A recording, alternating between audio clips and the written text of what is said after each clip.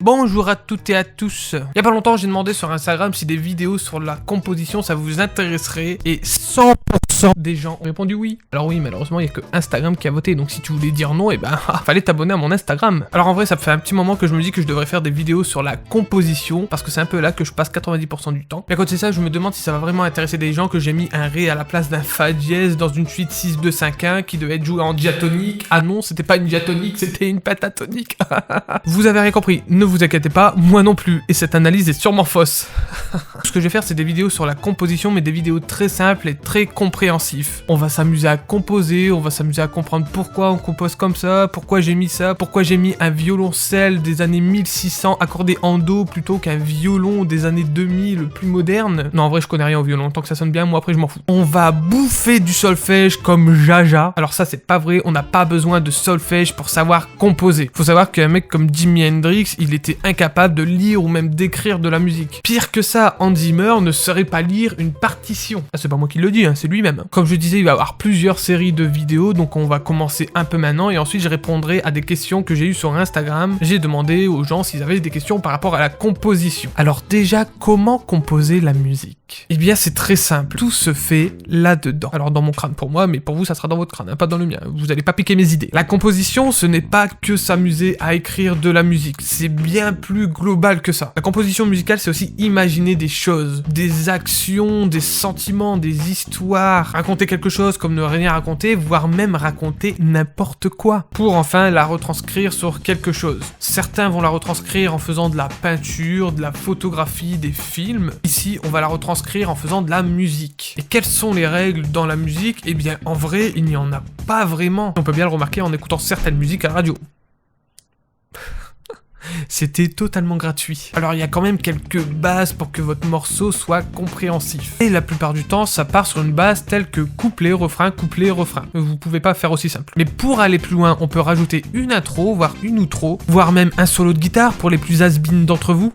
Je dis ça, mais moi je mets encore des solos de guitare dans mes chansons. Ou même un pont avant le solo de guitare pour dire attention, il va se passer quelque chose. Mais rien ne vous empêche de commencer par un solo ou un refrain pour ensuite vous lancer sur votre premier couplet. Regarde-moi bien dans les yeux. Qui sommes-nous pour te juger? Eh bien personne. Alors certains diront qu'ils n'ont pas de quoi enregistrer ou écrire de la musique, et bien là désolé, tu mérites un jugement. Il existe plusieurs façons d'enregistrer, tu n'es pas obligé d'avoir un logiciel d'enregistrement qui coûte 900 €.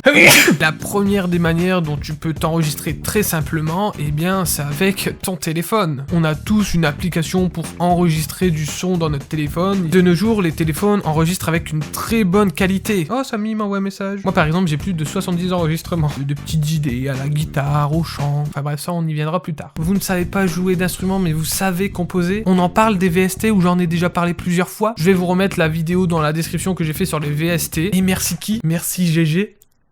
Et pas Jackie et Michel, je t'ai vu penser ça là dans tes yeux, tu vas te calmer tout de suite sinon je vais mettre ton cul dans un seau d'eau froide. Donc voilà le petit tour que je voulais faire sur la composition musicale. Maintenant on va passer aux questions qui ont été posées sur Instagram. Quel plugin utilises-tu principalement pour composer? Alors en vrai ça dépend des styles de morceaux. Par exemple j'ai pas utilisé les mêmes plugins pour un morceau rock et pour un morceau orchestral. Mais en général j'utilise les plugins de Native Instruments, donc moi j'ai le Complete 12. Donc dedans il y a déjà pas mal de choses, il y a plus de 600 Go de VST. J'utilise beaucoup Guitar Rig, Drum Labs aussi. Là depuis un petit moment je suis beaucoup sur le Butch Vig Drums qui est monstrueux. Et là récemment j'ai investi dans des gros VST orchestraux. Je vous en dis pas plus, il y aura une vidéo dessus. Parce que vous étiez aussi 100% sur Instagram à vouloir voir des VST orchestraux. Quelle est la meilleure plateforme pour composer? Alors il n'y a pas forcément une meilleure plateforme pour composer. Toutes les plateformes sont bonnes à prendre. Moi j'ai commencé au tout début avec Guitar Rig Pro 5. Là maintenant j'utilise le Guitar Rig Pro 7.5 qui est très bien pour écrire de la composition en solfège ou en tablature. Donc moi il faut savoir que j'ai commencé avec Guitar Rig 5 avant même d'apprendre à jouer d'un instrument, pour vous dire. J'utilise depuis que j'ai 15-16 ans et ça marche toujours aussi bien. J'ai débuté avec, je connaissais rien du solfège, je connaissais encore moins de la tablature, je venais de découvrir la tablature pour vous dire. Et ouais, quand t'es curieux et quand tu cherches bien, et bah t'arrives à faire des choses et après t'arrives à gérer ton logiciel. C'est pour ça que les gens qui disent ah ouais je veux faire de la musique mais je sais pas gérer un logiciel d'enregistrement, faut être curieux. curieux. Putain, je dis ça comme si je vous engueulais. Mais non, faut être curieux. Maintenant, il y a Internet qui est là, vous pouvez trouver tous les tutos du monde. Comment introduire sa voix sur une musique quand on ne sait pas chanter. L'autotune, moi je suis pas le mec qui va cracher sur l'autotune. Faut juste pas en abuser. Après, ben, faut prendre des cours de chant. Faut pas avoir peur et faut y aller. Moi, de mon côté, j'avais des cours de chant en option quand je faisais l'école de musique. Et du coup, les exercices que j'avais dans ces cours de chant, et ben, je continue à les faire chez moi tout seul. Donc malheureusement, j'ai pas quelqu'un de plus expérimenté chez moi pour me dire attention, ça c'est pas bien, faut faire ça comme ça. Mais je pense que par la suite, je vais prendre vraiment des cours de chant avec un vrai prof de chant. Mais voilà, ça suffit largement. Et encore une fois, vous pouvez trouver des très bons tutos sur internet. Quels sont vos compositeurs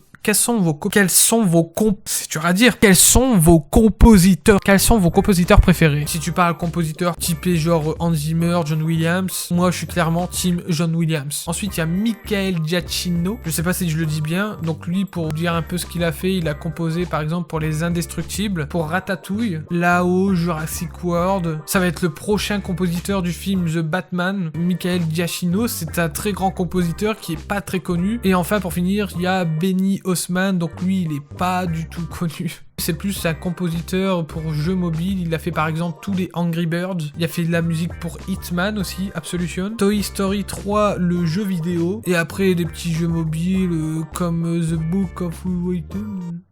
Voilà, il est quand même sur des grosses prods. Sais-tu lire le solfège?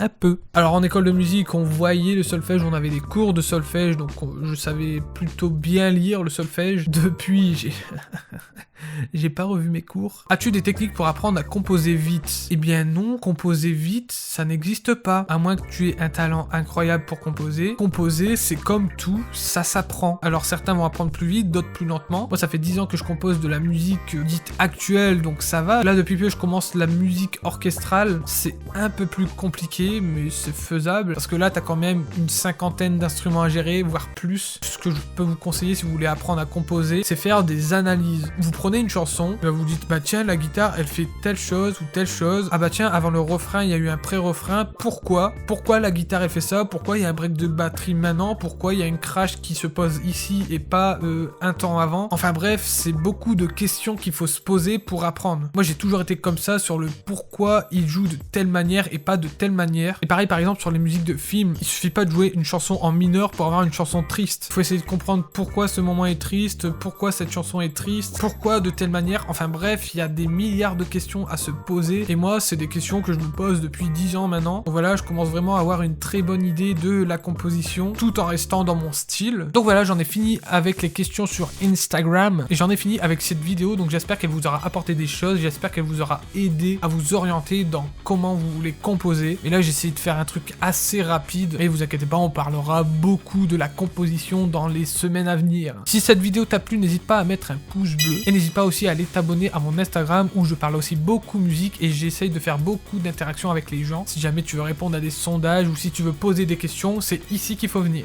En attendant, moi j'en ai fini avec cette vidéo, j'en ai fini avec vous, je vous dis donc à bientôt, bisous.